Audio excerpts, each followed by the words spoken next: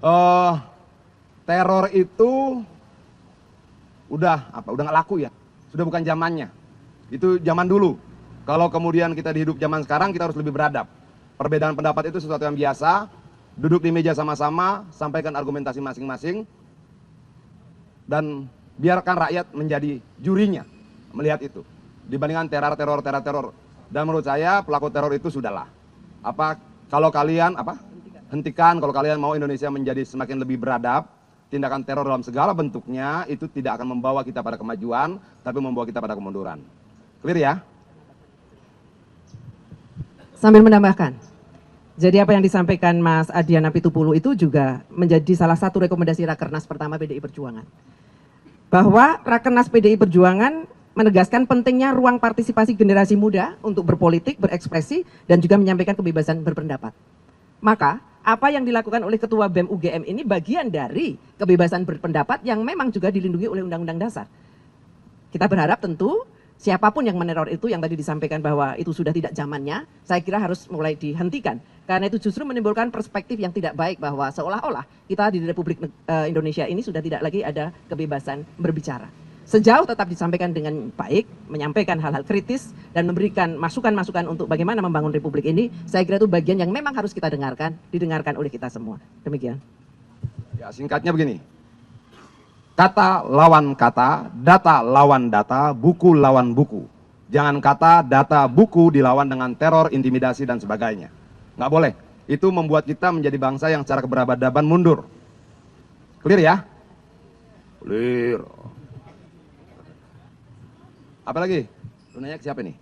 Ke Mbak Esti. abang aja sebagai yang ada background legal. Background legal. Gue belum nangkap maksudnya gimana sih? Apakah peraturan presiden itu yang Yang mana peraturan presiden? Tidak mau masuk pada wilayah itu. Tapi kita mau meluruskan dulu bahwa sebenarnya ini loh angkanya, bahwa ini bagian dari anggaran pendidikan. Itu loh, tidak terpisah.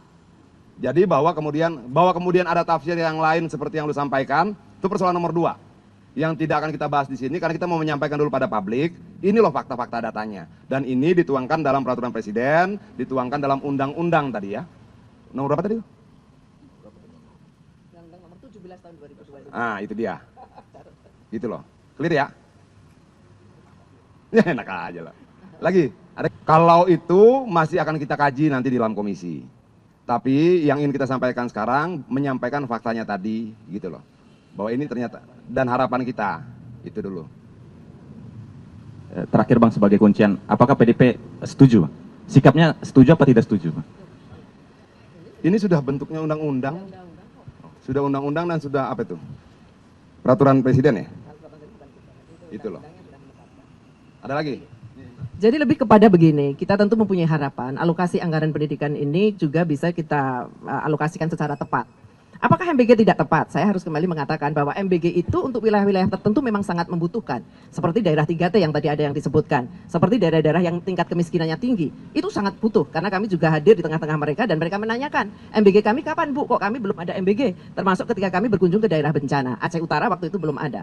Di luar daripada itu adalah bahwa apakah anggarannya harus sebesar itu diambilkan dari anggaran pendidikan? Dikala kita masih sangat membutuhkan anggaran-anggaran untuk apa? Satu, untuk kesejahteraan guru. Yang kemudian juga masih banyak guru-guru yang berpenghasilan sungguh tidak manusiawi. Apalagi juga kemudian kemarin sudah diangkat P3K, tapi paruh waktu. Ya paruh waktu, akhirnya gajinya juga separuh nggak ada gitu. Kemudian yang kedua juga soal bagaimana kita berkomitmen untuk meningkatkan kualitas pendidikan kita.